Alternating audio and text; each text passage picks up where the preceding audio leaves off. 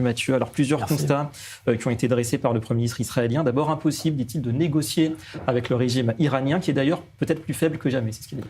Oui, exactement, David. Donc, dans cette interview de 20 minutes accordée à Sean Hannity, qui est une des émissions phares de la chaîne Fox News, Benjamin Netanyahou fait de la pédagogie, explique au public américain pourquoi déclencher cette guerre. Le journaliste Sean Hannity, il faut le rappeler, a développé une relation de confiance à la fois avec Benjamin Netanyahou et Donald Trump.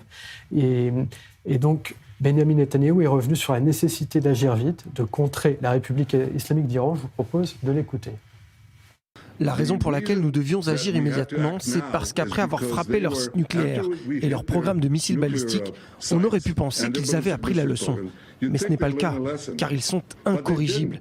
Ils sont totalement fanatiques. Leur objectif est de détruire l'Amérique. Ils ont donc commencé à construire de nouveaux sites, de nouveaux lieux, des bunkers souterrains qui rendraient leur programme de missiles balistiques et leur programme de bombes atomiques inviolables en quelques mois.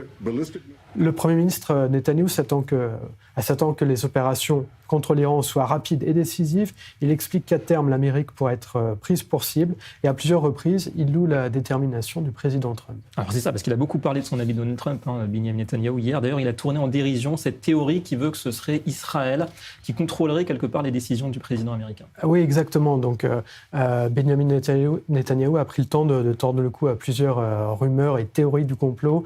Il a voulu vraiment convaincre que la relation entre les États-Unis et Israël est unique, qu'il s'agit d'un partenariat où aucun des partenaires ne se joue de l'autre. Autre point important, Israël n'a pas entraîné les États-Unis dans une guerre interminable, comme l'Afghanistan ou l'Irak. Finalement, le Premier ministre offre une vision basée sur l'un de ses thèmes de prédilection, Peace through Strength, la paix par la force. À nouveau, je vous propose de l'écouter. Je pense que si nous menons à bien ce que nous avons prévu, cela créera les conditions propices à la paix. Ce n'est pas une guerre sans fin. En réalité, cela ouvrira la voie à une ère de paix dont nous n'aurions même pas osé rêver. Finalement, Benjamin Netanyahou explique que la normalisation et la paix avec l'Arabie saoudite est peut-être à portée de main, que c'est à nouveau possible. On rappelle que c'était un des éléments déclencheurs du 7 octobre, cette normalisation entre Riyad et Jérusalem, qui avait poussé le Hamas à déclencher son invasion barbare le 7 octobre 2022.